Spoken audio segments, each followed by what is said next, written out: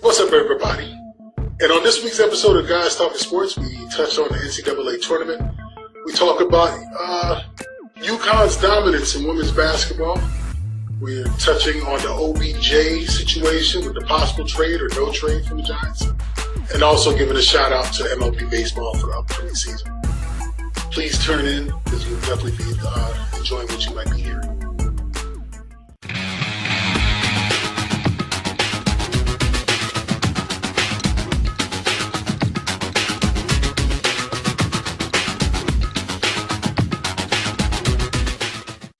What's up, everybody, and welcome to another episode of Guys Talking Sports.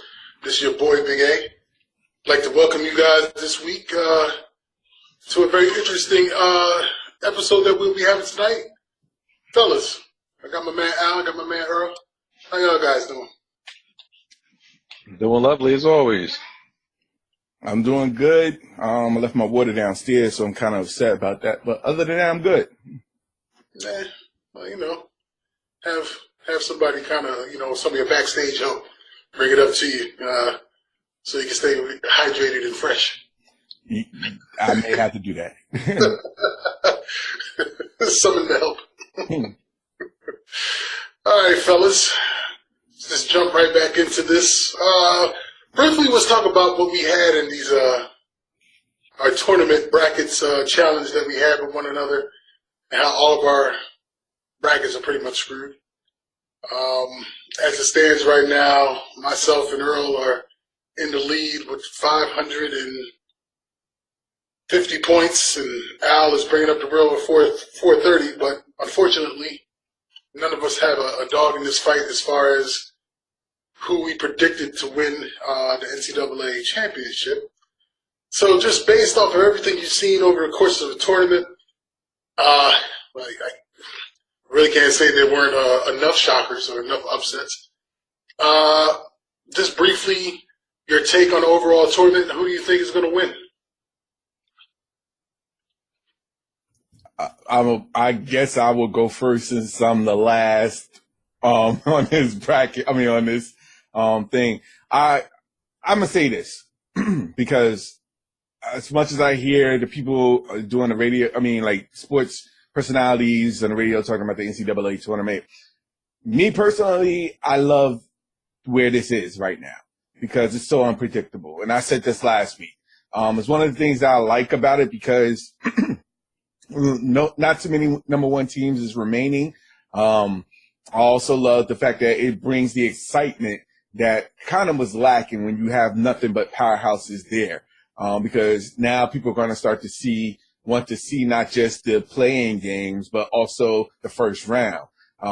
Instead of just waiting for the Elite Eight and the Final Fours and the national championships now, because of the balance there is in the NCAA, it's just, people are going to want to see who's going to get knocked off first. And I think that's going to increase come next year because of the more balance of teams that are out there. Right now, I don't have any of my teams that I picked in the Final Four. But right now, to be honest, I'm really rooting for Loyola Chicago. I would love to see them in the national championship game.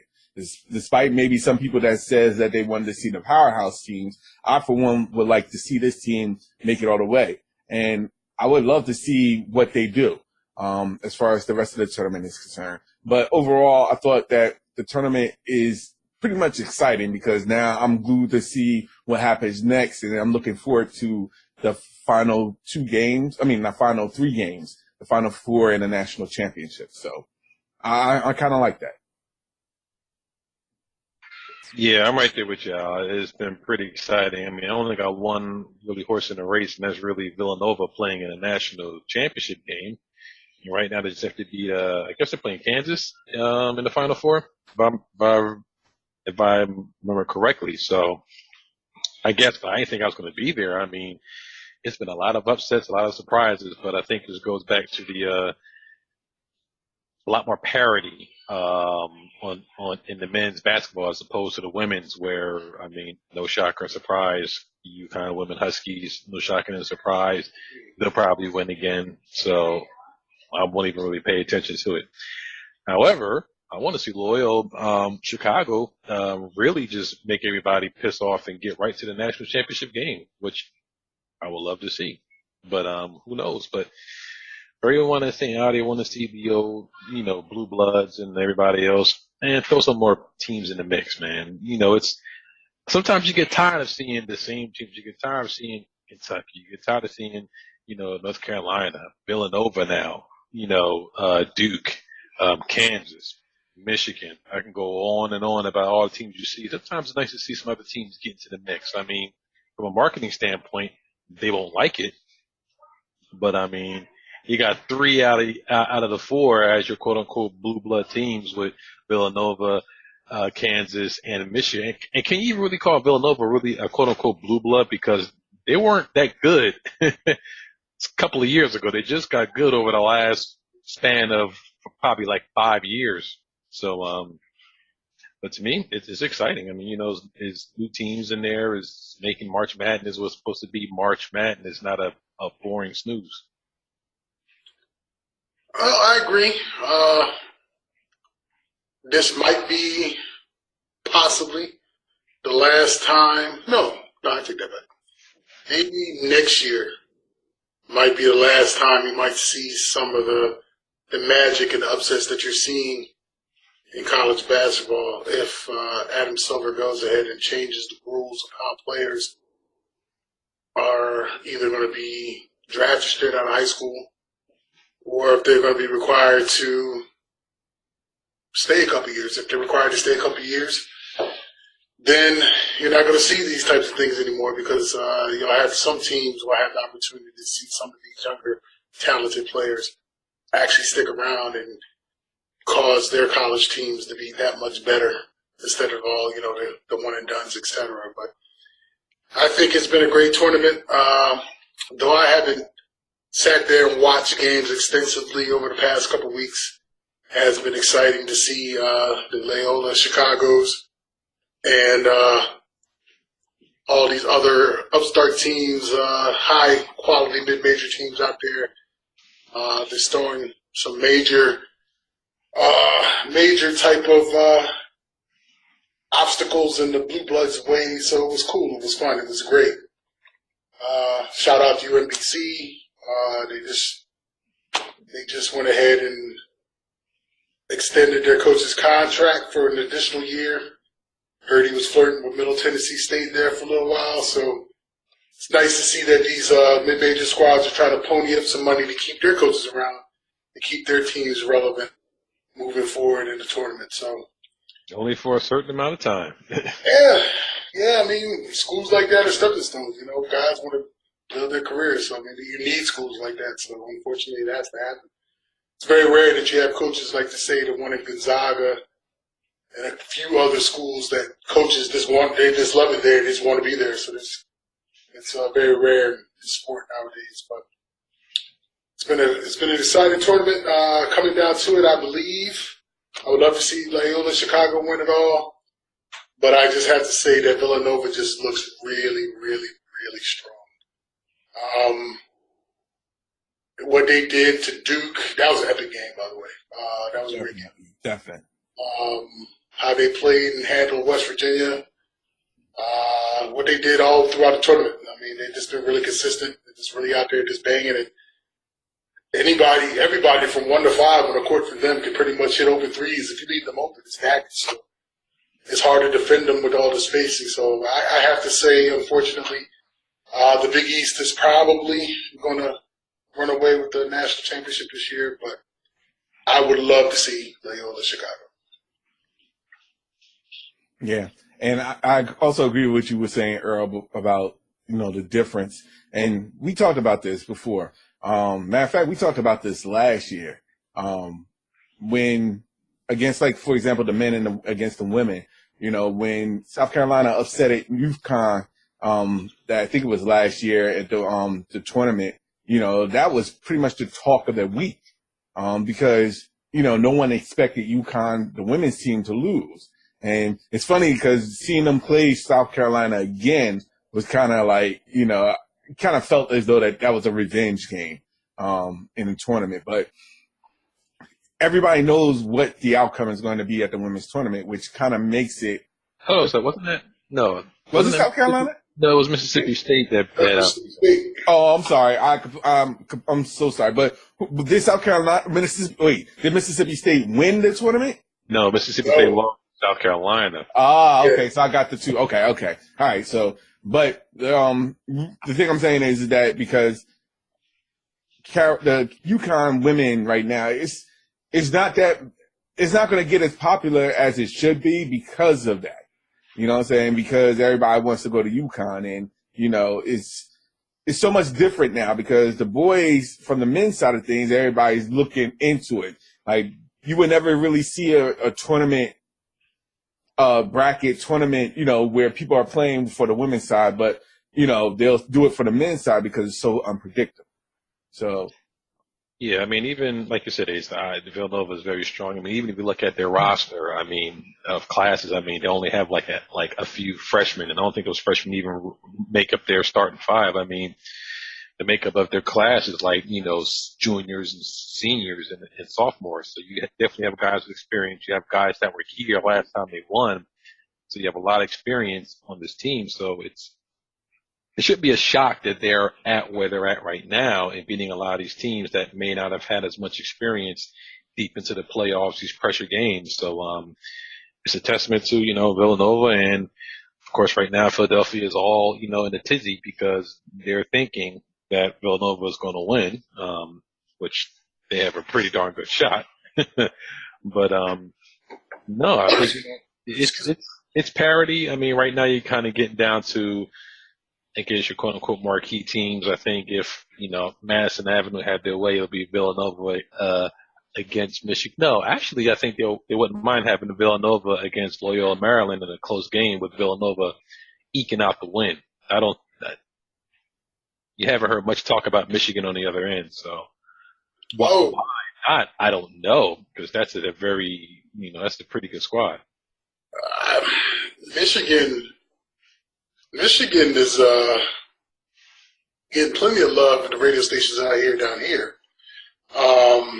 because they're really complimenting and giving props to Beeline about the type of players that he's recruiting. Now, what you said about Villanova, you got to give props to Jay Wright. Yes, for going out there, getting players who are committed to staying 3 and 4 years and not going after those one-and-doners. So I think Villanova's dominance is going to continue because he had the opportunity to have Brunson and I forget the other cat's name stick around, be there from the first championship now leading to this next Final Four, and then having using those guys and their tutelage to the younger players. Man, that one cat, their center, is a freshman. And that dude is a beast. I mean, I forget. He's the one who did, because the only Villanova game I watched, of course, was against West Virginia. So I can only talk about what I saw. But, for example, when they came down and I forgot who took the three and off the rebound, he came and dunked over one of West Virginia's back. And I guess it was that kind of changed the momentum, and then Villanova just went ahead and just pulled away. But that team is loaded. That team is going to be nice for quite some time. Unless some of those players that are freshmen now and who's coming in after this freshman class decide that they want to leave early, I don't see there being any fall off with Villanova. So it's going to be Villanova's dominance is going to be there for a while. And to be honest, like you said, Earl, that's going to be down the road. That's going to get to a point where, they're going to be to the point where it's going to be a true powerhouse. And I don't know if that's going to be such a good thing, but I will say that it is good to see players that are returning and not being one and done and actually sticking for a couple of years. It's rare because with so many people, so many kids leaving, already declaring their eligibility for the NBA draft right now. It's kind of amazing that Villanova can keep their players and still go back to where they are. And hopefully to be honest, that might start a domino effect again where kids may stay a little bit longer to increase, I guess, their chances of being in the NBA or doing whatever it is for the next couple of years to have that school to be a little bit more dominant in basketball, men's basketball. It would be nice to see, but these kids don't have any loyalty as far as college goes at the moment. They just have loyalty to their own selves, to their brand. I mean, you look at the kid who's going to your favorite squad, Ace Duke, Zion Williams.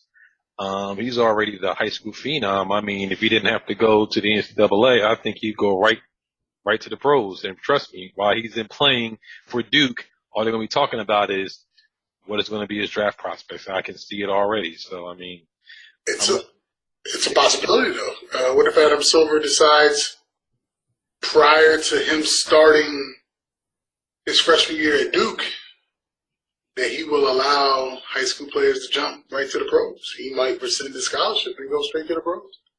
I can't see that happening. I can't. Not. It would have already happened. Yeah. Yeah. It would have definitely gave the kids a definite opportunity for them to decommit and go straight to the NBA if they wanted to do, or hire an agent. I think right now at this point it's a little bit too late for that. Yeah. If something were to happen, just last thought, I think you'll start to probably hear more of the talk after the finals. I can see that. Hold up. Did you guys pick who you believe is going to win the tournament on Monday? And the score? Well, my tournament winner was UVA, and they lost. 2 weeks ago. Yeah. Because the person who they're supposed to beat is still there. Oh, yeah. Oh, yeah, yeah. I had Gonzaga, so you know what I No, what? Based on the Final Four now. Okay. Who do you think's playing Monday and the projected score? I will probably say Villanova against Michigan. I think the Cinderella run ends for them in the Final Four.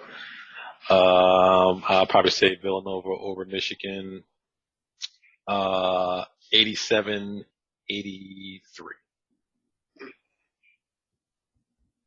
I'm going to be different and go. To be honest, I'm gonna go different. I'm not gonna pick Villanova. I'm gonna pick Kansas. I'm gonna pick Kansas over.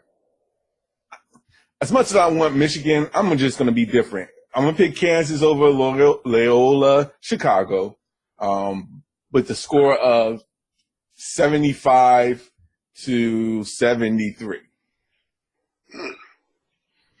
Okay. I think Loyola is going to shock Michigan. And Villanova, I think, is going to handle Kansas. But I'm still going to pick Villanova. And I think the Cinderella run for Loyola will end. And I think it's going to end rudely, with it being a kind of a snooze fest for the championship. And I'm going to say like 82-64 Villanova. Well, I'll put money on UConn beating whoever they play in the national championship. Imagine that. It doesn't matter who they're going to play; they'll probably win. And the question is, whether they're going to be win by 10 or they're going to win by 30. I'll probably take the middle and give them 17. That it's not even like you said, Earl. It's not the matter of who they play against; it's by how much they're going to win. It's funny. I read an article where the coach from St. Francis, I guess, who UConn kind of beat up like 100 and something to 50 something in the first round of the tournament, where people was like saying it's outrage that UConn beat the team that bad, and the coach from St. Francis was like, why are people hating? And he's like, we're aspiring to be like UConn. It's great that we could have gone on, had the opportunity to play them, and they beat us. But meanwhile, every team is striving to be that great. So I guess they're saying that UConn being that powerhouse is kind of great for the sport. But I guess they're no different than when Tennessee had that really nice run under Pat Summitt, and Stanford was really nice there for a while. I just But there's a difference. There's a difference. When Tennessee had that run, there were more competitive teams that was playing against Tennessee. Like UConn. Like UConn. Like I can remember those days when it was like Tennessee was having like against UConn, Baylor, for example. There was a lot more competition. Even Rutgers, with Vivian Stringer, in their squad, they had more competition with Tennessee. So I thought that run was a little bit more competitive, like than what this is. This is more of it is what it is type thing, where it's not as competitive. So you don't get too many people watching these type of tournaments. Like when the women's tournament had those many teams being competitive, you had people watching because you knew that they was going to get to see a good game. You would rarely, I don't think anybody would go to a UConn game knowing the fact that they're going to get a competitive game against their opponents. Yeah, and not to dwell on this, I'll just make my last statement, and this could probably be a whole nother topic for another talk show. But I only see the triggering of UConn's rather recent dominance, like real dominance over the last couple of years, akin to when the unfortunate, Pat Summitt passed away, and Tennessee kind of had a very long dip as far as getting top recruits. I mean, now you had other people going to South Carolina, you had Duke, you had Stanford, but when Pat Summitt was there, she was able to out-recruit a lot of times Gino, and you always had UConn and you always had Tennessee, and then you had some other people, like you said, Rutgers and Baylor and Duke and Stanford, but Tennessee always had the competition of Kentucky. But now when Pat Summitt died and they fell off, it's like there appears to be no competition. It's like the Patriots having the first top 5 picks every year in the draft. But the thing about it is, well, UConn women tend to get the top players every year, but in the same sense, they can only give 3 or 4 scholars a year, and they typically have their players stay 4 or 5 years, depending if they redshirt. So it's not like they're getting all of the talent, but I guess they're getting the creme of the creme. I guess I don't know. I mean, all right, I'll say this: they're getting the first round draft pick every year. But I mean, I just don't get. I mean, I get what you're saying, definitely, but it's just weird that UConn can't get everybody. But it just seems as though they get the absolute best. Because UConn is everybody's first choice. Like right. You gotta. I mean, like if I'm an athlete, I know for a fact that if I'm gonna get the best of who I can be, I'm gonna go to the best school possible. And if UConn is the best, I want to learn from the best. So that's what these athletes tend to like say. It doesn't matter from an athlete's perspective, it really doesn't matter long as that they're playing. But the fact of the matter is, if they're trying to go into the NBA, and that's just like with men's too, if they're trying to make it into the NBA, I'm going to make sure I'm available to play, and not only play, learn from the best. I agree with you. I agree. And like Earl said, man, this could definitely be a topic for another show.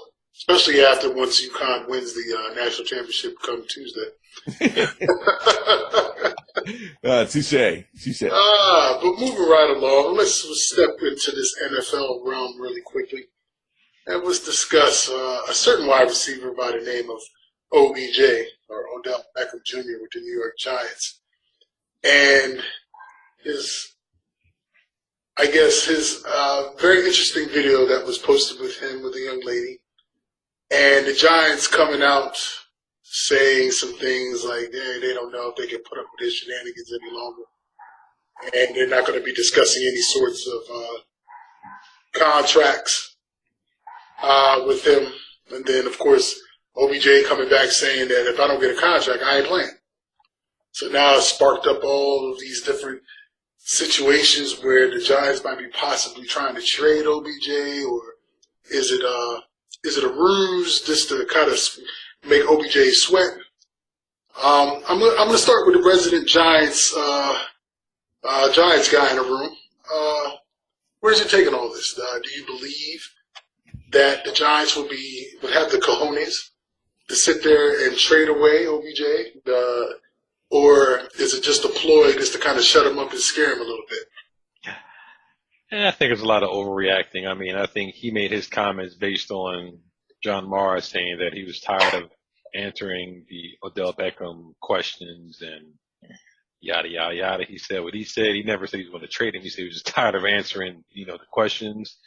OBJ came back and said that he wouldn't play or may not play unless he, gets a contract and he wants his contract.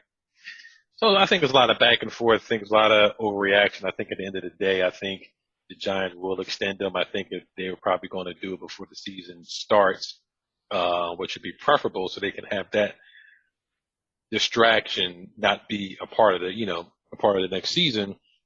I mean, do I think the Giants are going to trade him? I mean, like I said before in one of our group chats, I mean, you always pick up the phone and listen.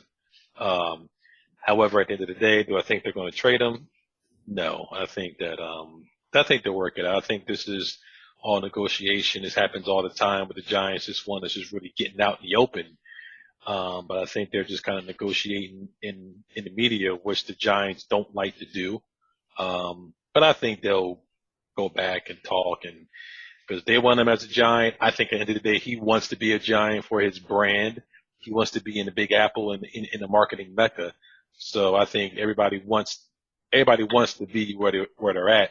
It's just negotiating the dollar amounts of what's going to be, and the Giants probably going to have a contract that's going to cover them on the back end just in case he has, a few more meltdowns. But I think it's overreaction. I don't think he's going anywhere.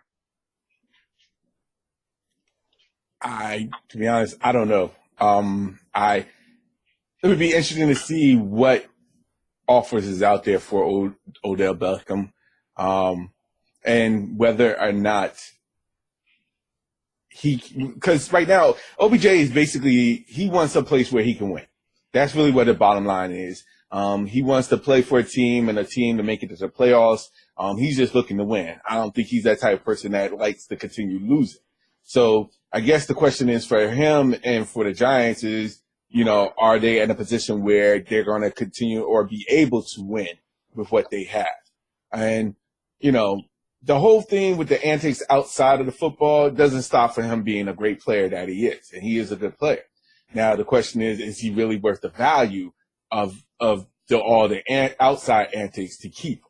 And I think the Giants are really looking at all their options right now. And I agree, Earl. I think at the end of the day, I think they'll figure it out.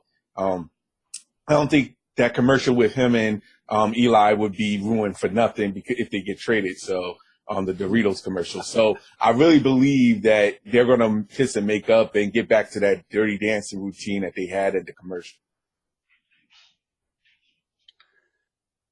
Okay. Well, I know we're getting close to where we need to stop, but I just wanted to throw a few situations at you guys. Earlier this morning, Bleacher Report came out with some possible destinations as far as trade situations, and I know we had 3 that I brought up. One was with the Browns. No, actually, was it with the Browns? Yeah, it was one with the Browns. That was some fun conversations. Let's see. So we'll start with LA. The Rams will get Beckham.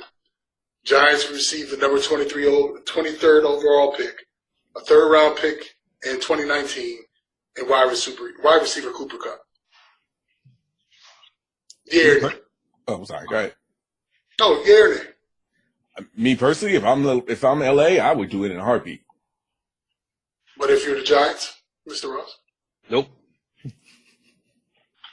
All right. And why is that? Look at it. Odell Beckham was a 6th round pick in the draft. You want to trade a 6th round, one of the top 3 receivers for A, your 20-something pick in the draft, and B, a wide receiver who's not even as good as him, maybe not even good as your other receiver. But Not enough. Okay. Then another one was the Jaguars.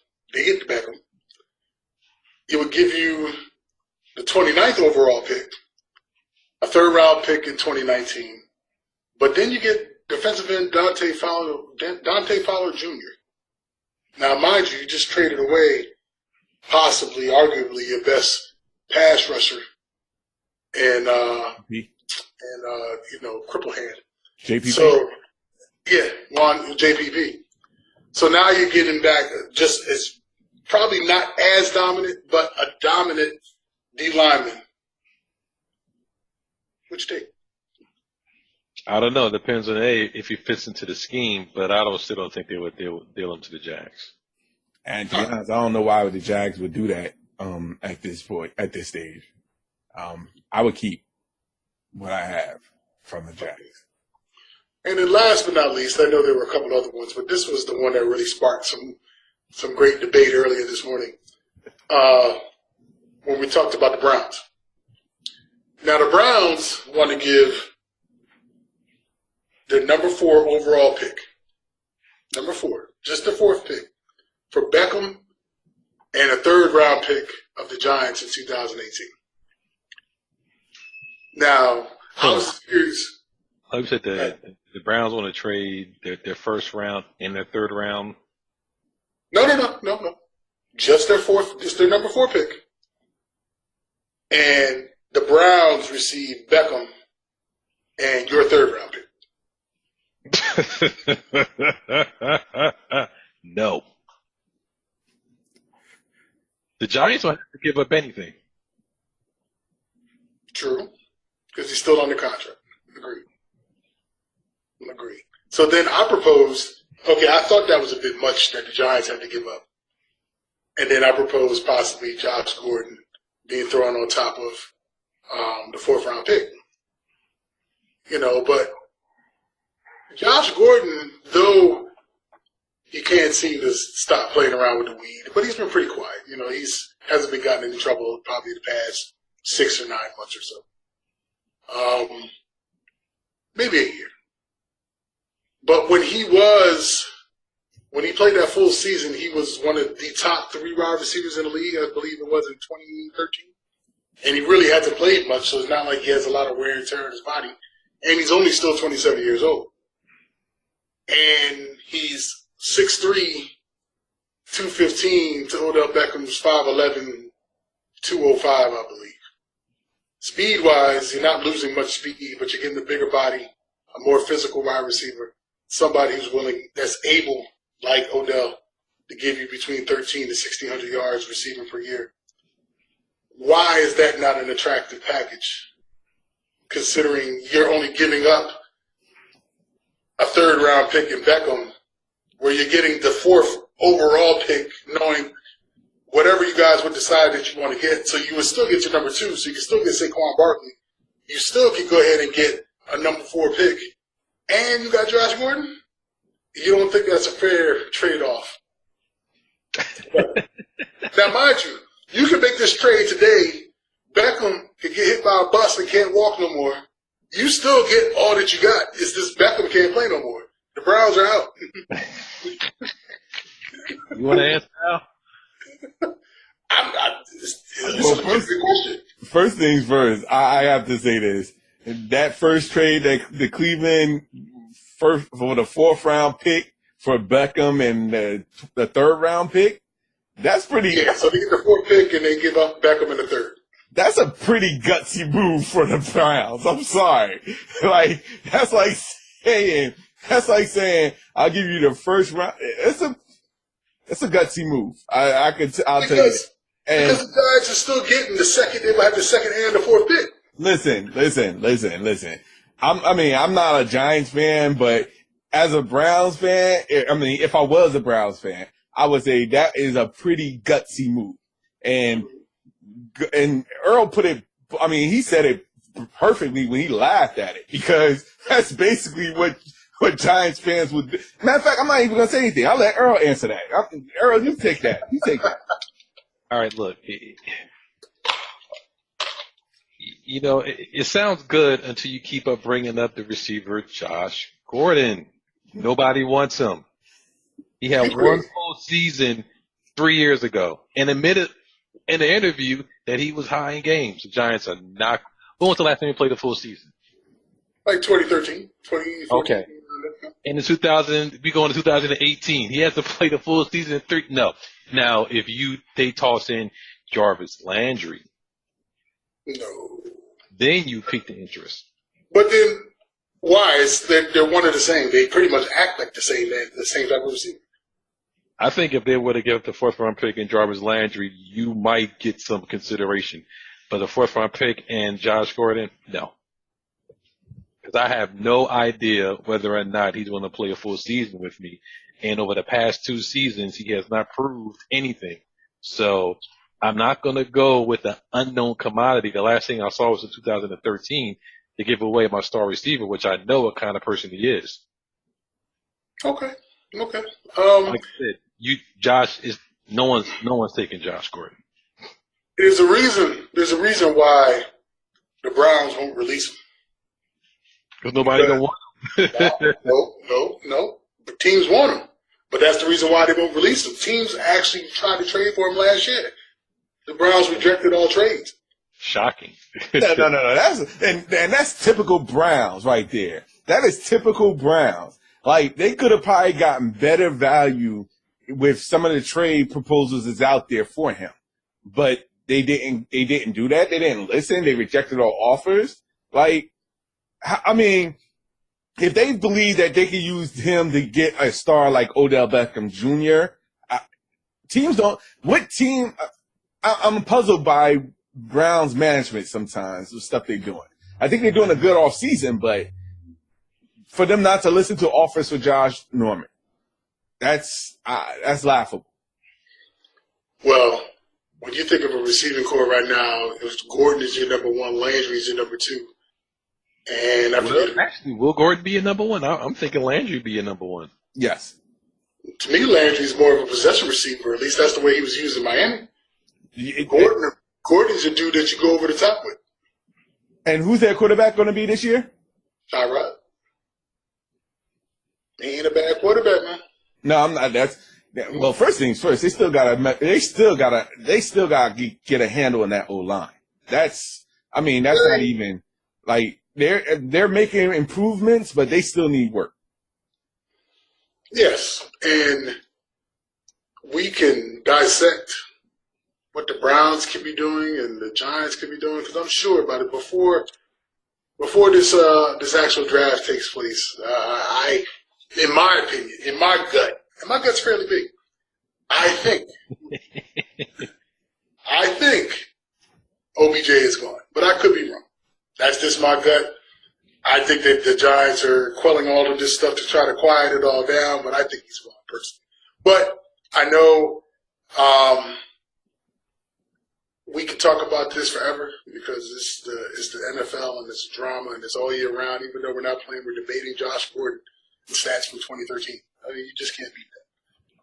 But really quickly, sirs, Thursday, America's pastime, and I'm not talking about football. MLB is opening up 2018 season. I'm happy to hear the leather, popping of the leather, the swinging of the bat. Happy to have baseball back. Love baseball. And I just wanted to shout that out. Go Yankees. You know, and it's that's our lineup. Yeah. Looking forward to the 2018 season. We can definitely touch base more on that as we get a couple weeks into the season. You know, the first couple weeks is just, you know, getting the kinks out and everything. But come mid-April, beginning of May, we can start really digesting into baseball. But just wanted to give a quick shout to say welcome to baseball back. And looking forward to the 2018 season. But, gentlemen, I think we've hit the end of our time for today. It's been great. Like I said, we can discuss this NFL draft situation all day. The top 5 picks are going to be very interesting. And I think what we should do before the draft is kind of give our take on what we believe the first top 10 picks will be in the draft coming forward. So, we can do some research and say who we think what players are going where. So maybe that's something to think about moving forward. But with that being said, where can folks reach you to, possibly drop any questions or concerns that they may have concerning tonight's episode? You can hit me up on the gram and Twitter, JEROSS7 @. And you can find me on Instagram and on Twitter. I am Al Qualls. Again, I am Al Qualls.